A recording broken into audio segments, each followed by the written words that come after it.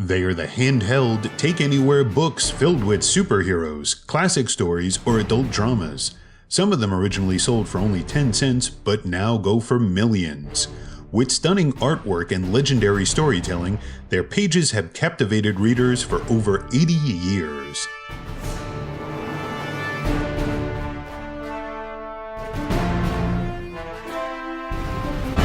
This is the history of comic books.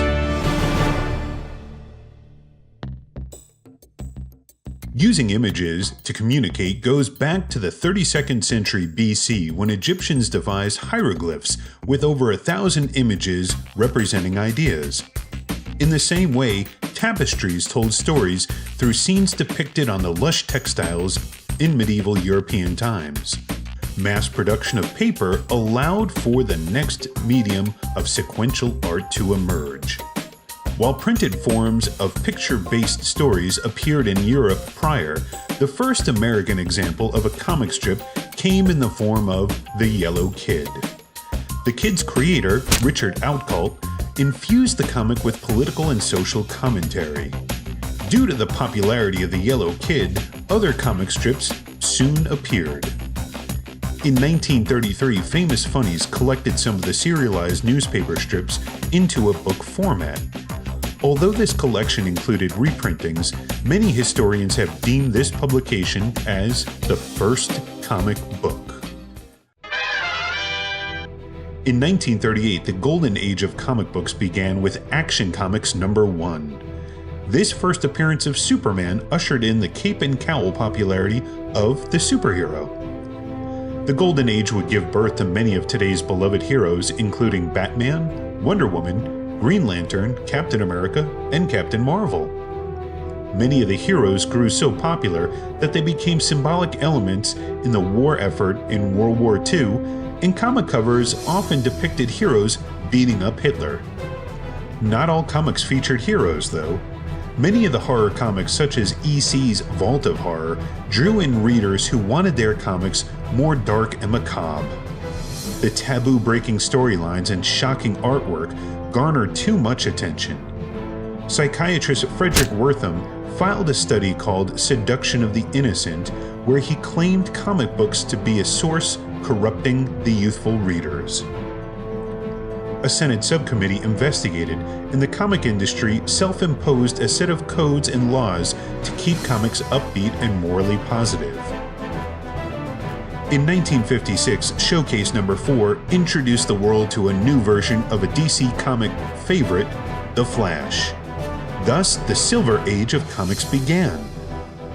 During this time, Stan Lee and Jack Kirby at Marvel Comics would create some of the most beloved heroes, including Spider-Man, the Fantastic Four, and the Incredible Hulk. By the 1970s, the counterculture popularity no longer wanted clean-cut heroes.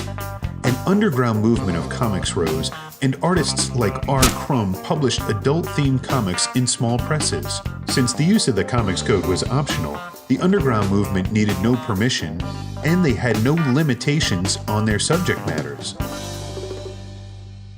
By the 1980s, the modern era of comics saw the big two publishers going head-to-head, Marvel and DC.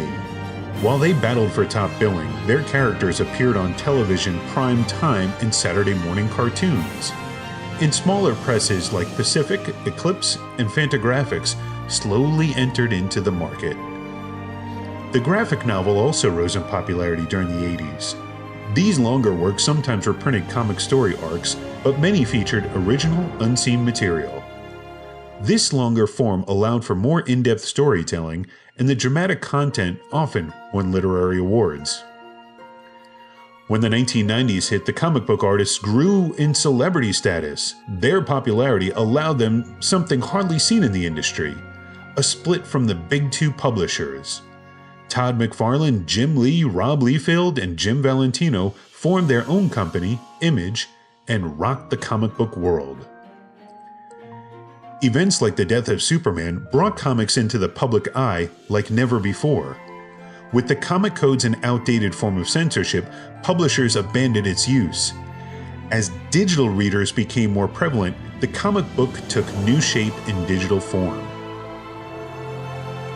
With comic book characters so identifiable, so many of the comic books we read are made into film. Popular shows like The Walking Dead also use comic books as their source material. And so there's no question that the comic book industry entered a new high point in its history. So the next time you grab your favorite issue or graphic novel, appreciate how far comic books have come since the concept of sequential art began back in ancient Egypt. If you enjoyed this video, then you may enjoy some of our other historical tales. And if you really like this video, please consider subscribing to this channel and becoming a part of history.